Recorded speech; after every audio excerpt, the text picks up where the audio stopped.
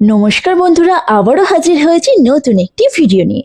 আগের দিনের দীঘার ভিডিওয়ে আমরা আপনাদের দেখিয়েছিলাম কিভাবে কোথা থেকে আমরা দীঘায় ভোর রাতে পৌঁছেছিলাম এবং আমরা কোন হোটেলে কত ভাড়ায় থেকেছি সমস্তটাই কথা দিয়েছিলাম। আমরা আপনাদের সুবিধার্থে পরবর্তী ভিডিওয়ে আপনাদের দেখাবো দীঘায় আমরা কোথায় খাওয়া দাওয়া করেছি এবং প্রথম দিনে কোথায় ঘুরেছি। তো চলে এসেছি সেই ভিডিও নিয়ে। হোটেলে রুম পাওয়ার পর আমরা ফ্রেশ হয়ে বেরিয়ে পড়েছিলাম বাজারে যাব বলে। হ্যাঁ, ঠিকই শুনেছেন, দেখতেই পাচ্ছেন আমরা ওল্ড দীঘা নেহরু মার্কেটে ঢুকেছি।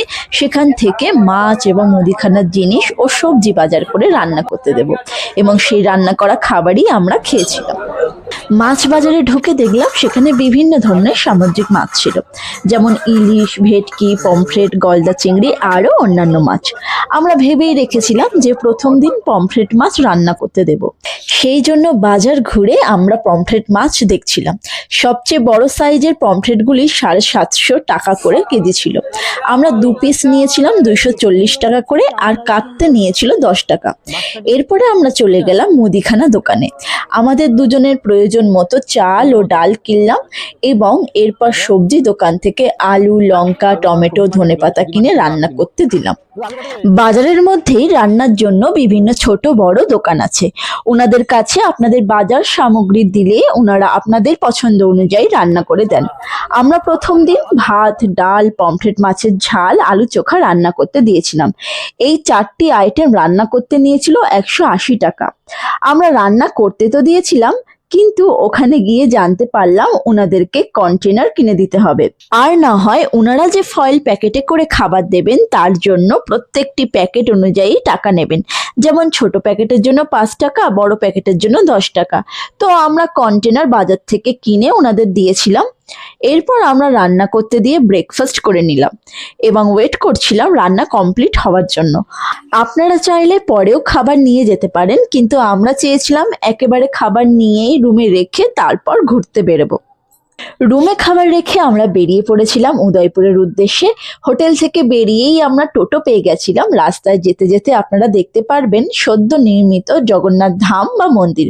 এখানে আপনাদের একটি জিনিস বলে রাখি, যদি পার্সোনাল গাড়ি থাকে তাহলে আলাদা ব্যাপার, আর না হলে ওল্ড দীঘা থেকে উদয়পুর যেতে হলে অটো কিংবা টোটো উভয় অপশনই আপনারা পাবেন। টোটোতে যদি 5 জন প্যাসেঞ্জার হয়ে যায় সেক্ষেত্রে মাথা পিছু ভাড়া 30 টাকা, আর না হলে 150 টাকা করে রিজার্ভেশন করতে হবে।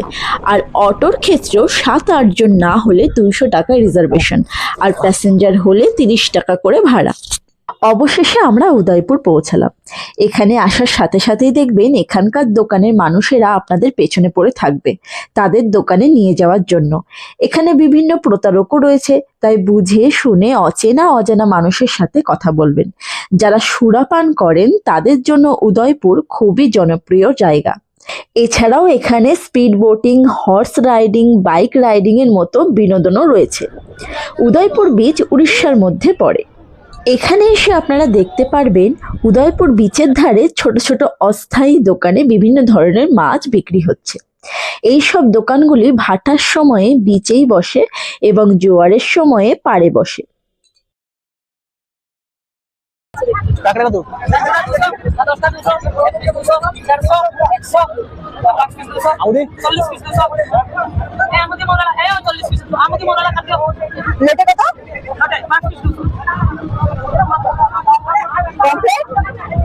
একটা 200, এটা 150, এটা 200,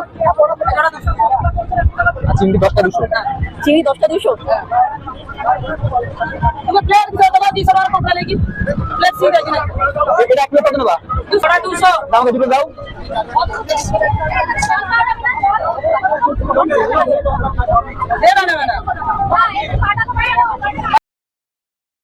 আপনারা ভিডিওতে দেখতেই পেলেন ওনারা কোন কোন মাছ কি দামে বিক্রি করছেন। 5 পিস লোটে 200 টাকা, কাঁকড়া 2 পিস 200 টাকা, আমোদি 40 পিস 200 টাকা, পমফ্রেট 1টি 200 টাকা, চিংড়ি 10 পিস 200 টাকা।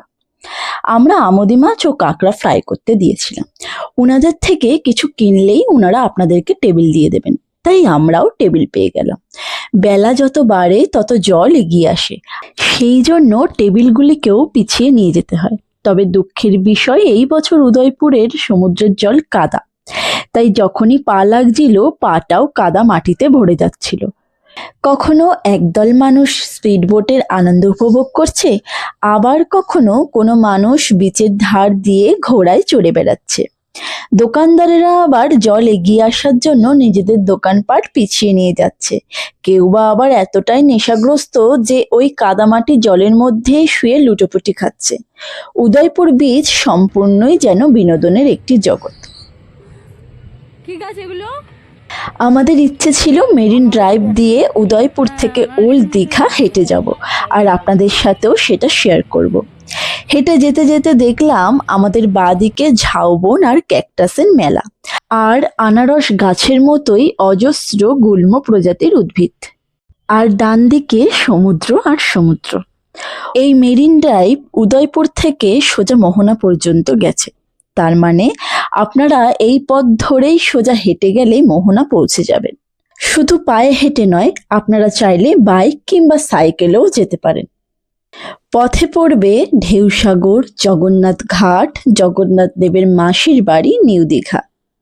ঢেউসাগরও একটি মনোরঞ্জনের জায়গা। এখানে প্রবেশ মূল্য 20 টাকা। আমরা অনেকটা এবার হাঁটতে চলে এসেছি দীঘায়। সেই কোন উদয়পুর থেকে আমরা হাঁটা শুরু করেছিলাম ভাবা যায়? মানে আমি জানি না ক্যামেরায় আমি কতটা কি দেখাতে পারছি। হ্যাঁ, প্রচুর, মানে কয়েক কিলোমিটার হেঁটে আমরা নিউ দীঘায় প্রবেশ করলাম শুধুমাত্র দেখার জন্য ভিউজটা, আর আপনাদের সাথেও শেয়ার করার জন্য। নিউ দীঘাতেও এসে সে একই পরিস্থিতি, কাদা জল। পথে তৃষ্ণা নিবারণের জন্য আমরা ডাবের জল পান করছিলাম। হঠাৎই সেই সময় একটি ষাঁড় মেয়েও আমাদের পিছু নেয়। তার আবদার তাকে বিস্কুট কিনে দিতে হবে, না দিলে সে পিছু ছাড়বে না। আমরা নিউ দীঘা বিচের চত্বরে বিস্কুটের দোকান খুঁজে তাকে বিস্কুট কিনে দিই, তারপর সে পিছু ছাড়ে। আরে তুই তো খুব চালাক, হ্যাঁ? বিস্কুট না খেয়ে ছাড়বি না?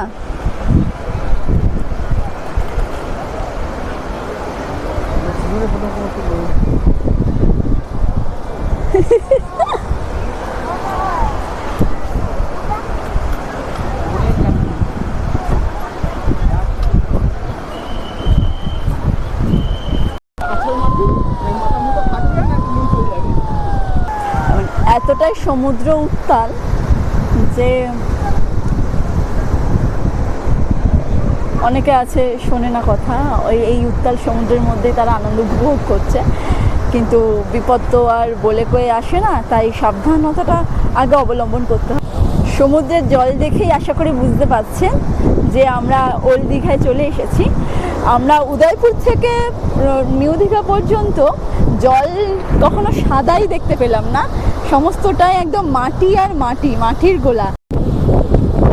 কি অপরূপ সৌন্দর্য!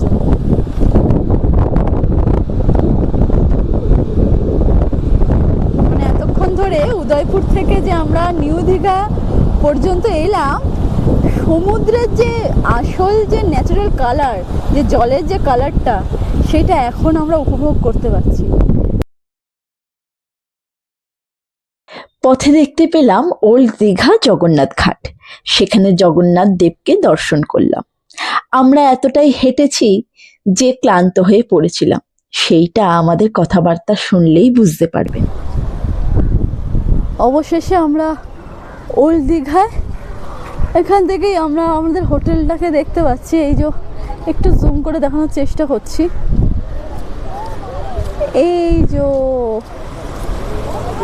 এই যে হোটেল সি কটেজ, রেড কালারের। এই যে বিচ, আর এই বিচের ধারে, বিচের সামনে আমাদের হোটেল সি কটেজ।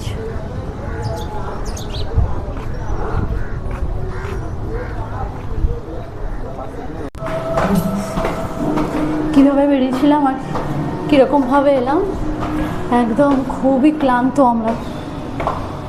খাওয়া হয়নি, সেই খাবার এখন দেখি কি অবস্থায় রয়েছে। দুপুরে যে খাবার রান্না করতে দিয়েছিলাম, ওই পমফ্রেট মাছ। এখন গিয়ে দেখি কী অবস্থায় রয়েছে, ঘরে আদৌ ভালো আছে কি না। এখন বাজে 5টা।